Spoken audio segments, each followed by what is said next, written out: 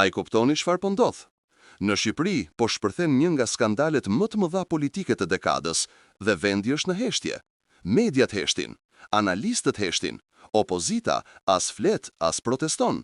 Thuhet sikur dikush i ka bler të gjithë.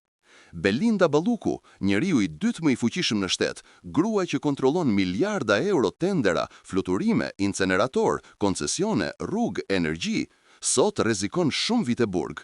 Dosjet janë aty, hetimet kanë filluar, faktet kanë dalë, por Shqipëria nuk reagon. Sikur dikush po përgatit terrenin për ta falur. Pse kjo heshtje e frikshme? Pse nuk ka protesta? Ku është opozita në një nga momentet më të rëndësishme politike të vendit? Pse liderët e saj bëjnë sikur s'ka ndodhur asgjë? A mos vallë jemi përballë blerjes më të madhe politike, një marrëveshje e heshtur që e lë vendin pa asnjë zë kundër? Sepse Belinda Balluku nuk është një ministre e zakonshme. Ajo është figura më e fuqishme pas Edi Ramës. Ajo është njeriu që di gjithçka për çdo aferë, çdo kontratë, çdo tender strategjik të këtyre 10 viteve. Dhe kur bie një figurë kaq e madhe, zakonisht bie edhe sistemi me të. Prandaj sot po e mbrojnë të gjithë.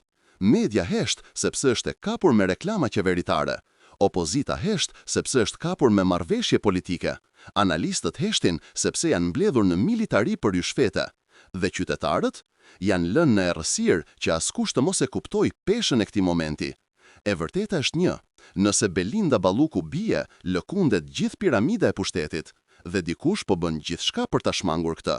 Prandaj sot bëhet pyetja më e rëndësishme, a do e lejojmë të kalojë edhe ky skandal si të gjithë të tjerët, apo më në fund Shqipëria do të zgjohet përpara se të falet edhe njeriu i dytë më i pushtetshëm i vendit?